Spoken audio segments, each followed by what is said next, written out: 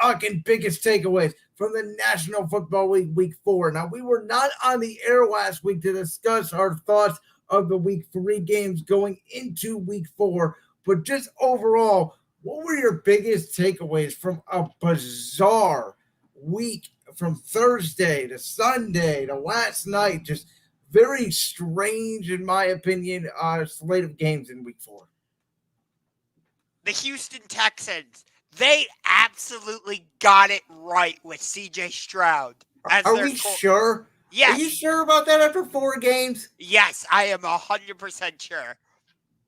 The Houston Texans absolutely nailed it with C.J. Stroud. I like what they have at wide receiver too. Nico Collins, Tank Dell. They could be a dangerous team. I'm not, obviously not Super Bowl contender. I'm not saying that. But maybe not even playoffs. But they could be a dangerous team this season. I don't think you should, if you have the Texans on your schedule, do not take them lightly. And I agree with that. I picked them to go 7-10. I picked the Colts to go at 8-9. I really like what I see out of Anthony Richardson and Shane Steichen in Indianapolis as well. My biggest takeaway is actually not about any of the specific games. I want to talk about something that I've talked about on this show week in and week out, and I want to give sort of 3 to 5 examples. And this, again, comes back to whether you have a star quarterback, whether you have a young quarterback, whether you have a middle-of-the-road quarterback. It's defensive coaches making these bizarre decisions at the end of games. Let's start with the one that I was especially paying attention to. I couldn't believe it even came down to this. But Sam Howell, which, by the way, I predicted the Commanders would give my Philadelphia Eagles the fight of their lives in that Week 4 game in Philadelphia, because Washington matches up very well with my Eagles. Sam Howell decides to throw a touchdown pass on the last play of the game to Dotson on a play that should have never happened. I don't know how he got one-on-one coverage. I don't understand it. But Ron Rivera, Riverboat Ron, it was always known for going for 2 with the Carolina Panthers, decides to kick the field goal and go to overtime, which I'm like, thank my lucky stars, because he said his guys were tired.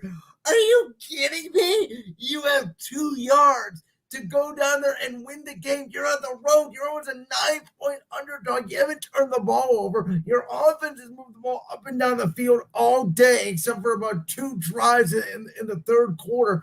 Philadelphia's pass rush is clearly winded because they're not getting home in the fourth quarter. You're a 9-point dog on the road with a chance to go steal the game. You absolutely have to go for it there and give your players an opportunity to win the game. Let's go to a different scenario real quick. Denver, Chicago. Oh, God. This was an LOL game because this was a Bears-Broncos game to a T. Listen, obviously, Justin Fields, great first half, barely misses a throw, gets the 3 touchdowns, 2 to DJ Moore. Bears up 28-7. Denver rolls back, tie it at 28. But the Bears get down. It's going to be at like the 30 or so yard line, I believe. It's a 4th and 1 play with about 3 minutes to go in the fourth quarter. It's a tie game. It's a makeable field goal. And you're going to tell me, with a chance to take the lead with a defensive coach, Matt Eberflus, that's his specialty, that's his side of the ball, defense, they decide to go for it, the opposite of what Washington did. And by the way, not only did they go for it, they don't even put the ball in the hands of their best player. They handed off to Khalil Herbert, who's as best an average running back, and Denver stuffs it. Then they end up kicking a field goal. Russell Wilson gets his first victory. Then we go to the Chargers, who are facing a backup quarterback. They don't have an offensive line. Aiden O'Connell's already been sacked 7 times in the game. Khalil Mack and Joey Bosa are having the games of their lives. And the Chargers, at their own 30-yard line, decide to run the brotherly shove, which, by the way, as we're clearly seeing in the NFL, only works because the Philadelphia Eagles just have a 600-pound squatting quarterback and the best offensive line in football. But what do I know? I don't know. I'm only an Eagles fan. So it's the decision of these defensive coaches All three of them, in my opinion, completely wrong. And in two of the cases, costing their teams the game. We think Matt Eberflus is going to probably be fired now. Brandon Staley almost costing his team the game. Staley will probably be out at the end of the year, and I think there's a good chance Rivera gets moved out from Washington. So that's my biggest takeaway is, again, these defensive coaches tone deaf to the situation that you're in late in ball games. Okay, let me counter with this. D'Amico Ryans. He was the defensive coordinator for the San Francisco 49ers. Yes, he was. And look at what the Houston Texans are doing. I completely now. By the way, I thought Houston had a lot of upgraded talent in the offseason. Like I just said, I thought I picked them to go 6-11, 7-10. I thought it would take more time. And again, back to the defense side of the ball. As great as Houston has been with D'Amico Ryans, I can go to that flip side of the game and say, Mike Tomlin, your quarterback, and I know he got hurt. He's probably not going to play this week against Baltimore. Kenny Pickett looks bad. That's okay. Bad. That's not on Mike Tomlin. How is it not on Mike Tomlin? Matt Canada is but horrible. Mike Tomlin hires him. He's the head coach. How is it not on Tomlin? He's not the one designing the game plan. Well, then hire a better offensive coordinator. I know. Did you hear what he said today? Oh, not at this time. We're not going to make any changes. They are the most predictable offense in football. The only reason the Steelers won against the Browns in week 2 is because they got 2 defensive scores. That and because the Browns decided once again, Stefanski decided to go ultimate conservative, not give Watson, who I give you was struggling in the game, but didn't give Deshaun Watson any empty sets of the goal line, a lot of free tight ends, run the football, 3rd and 9, 3rd and 8. By the way, it's what we criticize the Jets for doing the first 3 weeks with Zach Wilson. What do they do against the Chiefs? And it's a defensive coach in Robert Saleh. He finally told Nathaniel Hackett, just go let the kid freaking play it. I'll tell you what, Zach Wilson played better than freaking Kenny Pickett on Sunday. I didn't watch the game because I was watching AEW Wrestle Dream. I will tell you what, Zach Wilson had a pretty good freaking game, man. He made 3 great throws in the 3rd quarter where even the announcers are saying, whoa, there's not maybe 5 quarterbacks in the NFL that can make these bad. I mean, he literally for a drive or 2 looked like Aaron Rodgers. And I'm not kidding. And I've been very critical of Zach Wilson. The Jets, they could freaking play with Kansas City. The Pittsburgh offense we saw on Sunday couldn't play with me. I mean, I did hear about the Chiefs-Jets game, and I watched highlights. Okay, how much money did Andy Reid and the Chiefs pay the refs? How much money? Listen, you mean how much did Taylor Swift? Yes. Either way, how much money did the Chiefs pay the refs? Now, some of those, now this is, and I've always said this, and I'm going to preface this by saying Kansas City did get away with some calls. But the Jets also got away with some holding calls early that were not called. This is my issue, though, with the officiating. If you're not going to call it in the first quarter, so the same thing I said about the Super Bowl, which, by the way, it was an awfully similar holding call. They called it on James Bradbury. They called it on Sauce Gardner. I didn't think either one of them were defensive holding. They weren't.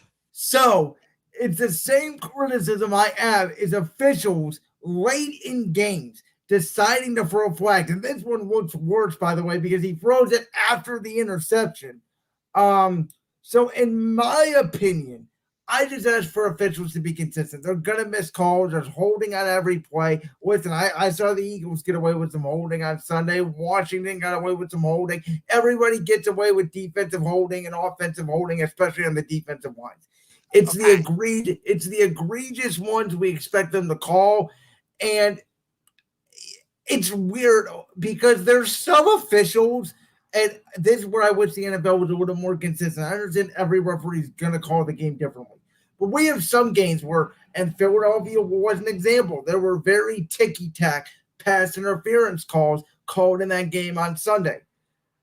And then in the Jets game, once again, very ticky-tack calls down the field. And then there were some games where there were no calls that were even more egregious than the ones that were called in those two games.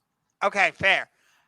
And then the final thing is, after dropping 70 points against the Denver Broncos, and we're all praising the Miami Dolphins. Oh, they're the best team in the NFL and all this and that. They go up to Buffalo and get hammered by Josh Allen and the Buffalo Bills. What a freaking turnaround. So my takeaway is I'm actually not surprised by that. And I don't know why a lot of people are surprised by it either. I didn't understand the line on the game was only 3. Buffalo, going back to last year, has always played Miami well. They always beat Miami. They match up well with Miami. And the NFL only comes down to matchups. And Buffalo and New England, divisional opponents with defensive coaches, the one thing where you can give defensive coaches a little more credit, they can figure out the motion and the scheme of Miami. When you score 70 points one week, it is natural you're going to have a huge letdown the next week. So I'm not surprised Miami only scored 20 points. I'm more surprised by the fact that they gave out 48, because you look at this Dolphins defense, this is not what people are talking about. Remember, they gave up 34 to the Chargers. They almost let New England come back in week 2. Then they give up 48 to Buffalo last week. Like Vic Fangio, we all thought he was a great defensive hire. I think they're going to get better throughout the season. But right now, especially without Jalen Ramsey, maybe that's a bigger loss than we all initially had thought, just because Miami's secondary was still pretty good. They had some pieces. They are getting torn over the top in pass defense. I mean, there was the one play to Stephon Diggs where they just stopped tackling him, and he was still up, and he ran all the way to the end zone. So a lot of people are saying Miami's this, Miami's that. I think Miami is a classic September-October team. They are very finesse. They are very fast. But the one thing they have are players that are very injury prone, not only quarterback, but a receiver. We already saw Jalen Waddle miss a game. I do not think the Miami track team offense is going to work when you get to November, December, January. And that's why I have Buffalo as the better team in the division. Miami needs to get home field advantage in the AFC playoffs for their offense to work. If they have to go to Kansas City or to Buffalo or even to Baltimore, like in December, January, like what you were just saying, they could be in trouble. But yeah. Anything else? Last note on this. Buffalo does go down to Miami week 18. Okay. That could be for the AFC East and probably for playoff seeding, whether somebody starts at home or on the road. We saw last year. I believe it was Miami and Buffalo. They put week 15 or week 16 in Buffalo. They met again in the wild card round in Buffalo. So worth keeping an eye on there.